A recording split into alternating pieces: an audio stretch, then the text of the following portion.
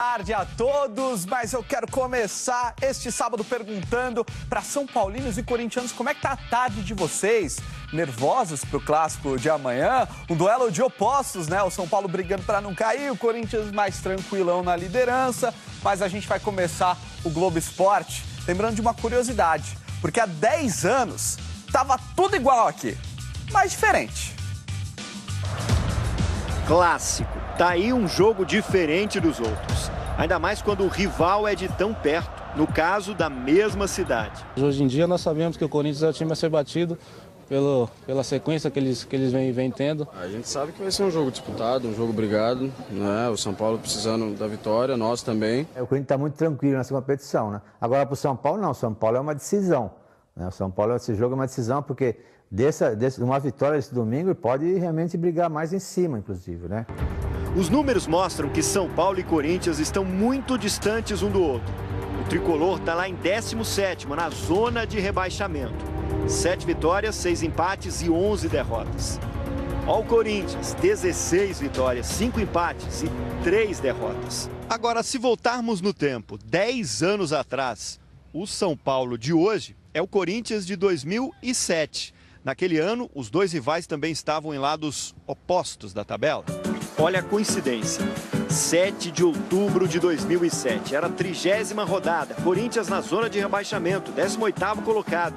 São Paulo na liderança, muito perto do título. Olha quem estava lá, direto do túnel do tempo. Para o Corinthians vencer o São Paulo, líder do campeonato, significa bem mais que quebrar um tabu. É garantia de sobrevivência na primeira divisão. É a esperança deles. E que esperança. Deu Corinthians. Betão fez o gol do jogo. Chorou e acabou com um jejum de 4 anos. Eu não tenho vergonha de expressar o que eu sinto, não.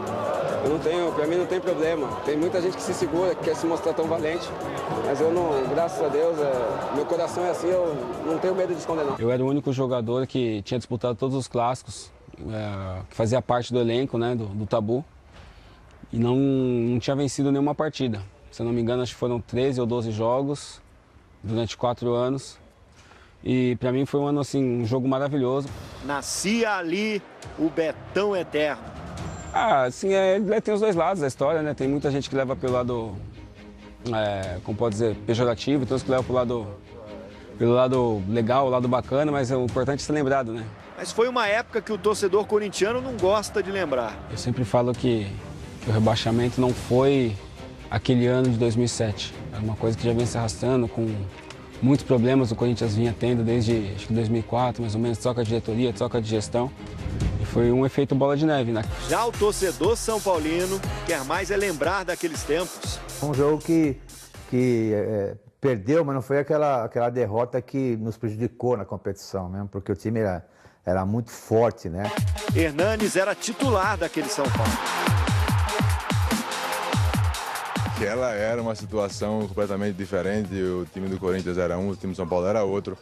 Hoje, eu tinha falado, a gente vem num processo diferente.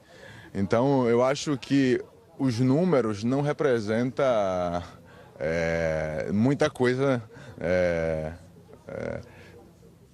comparado a esse momento com aquele. Diferenças à parte, a bola pune e gira.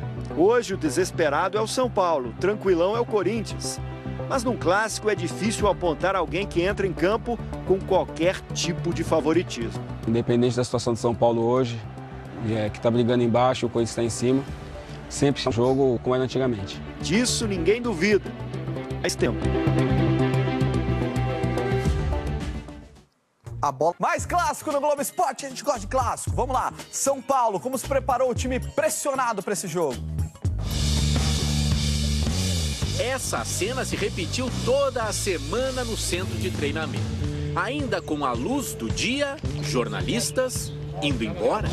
Semana de clássico é diferente. Então o São Paulo fez o seguinte planejamento. Muito segredo durante toda a preparação, treinamentos fechados para a imprensa. Só que na sexta-feira, quem falou foi o técnico Dorival Júnior. E é claro que ele não revelou nenhum mistério. O time eu ainda não tenho a escalação, não vou Não vou adiantar a escalação. Me desculpem, mas é uma necessidade, é um momento importante do campeonato.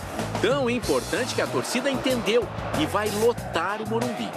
O que a torcida de São Paulo vem fazendo no campeonato impressiona qualquer um. A gente tem que saber assimilar o fator torcida. É o nosso fator principal, é o nosso combustível e a gente precisa vencer. E talvez seja um jogo super importante para a gente fazer isso. Especialista em São Paulo, Muricy Ramalho andou até visitando o CT nessa última quinta-feira. É a casa dele, é uma pessoa que tem uma história fantástica, maravilhosa dentro de São Paulo.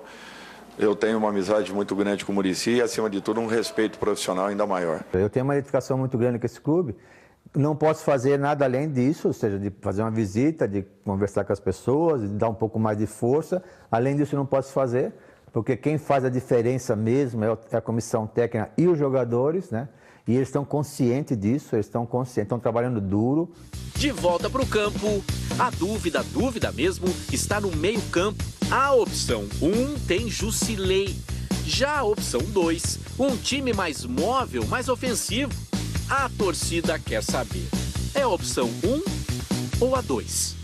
É um time mais próximo das duas possíveis opções que você colocou. Então, é mais ou menos alguma coisa assim. Não podemos fugir muito, mas é mais ou menos alguma coisa muito próxima de tudo isso aí. E o Corinthians, conta aí, Cássio Baco, seu lindo.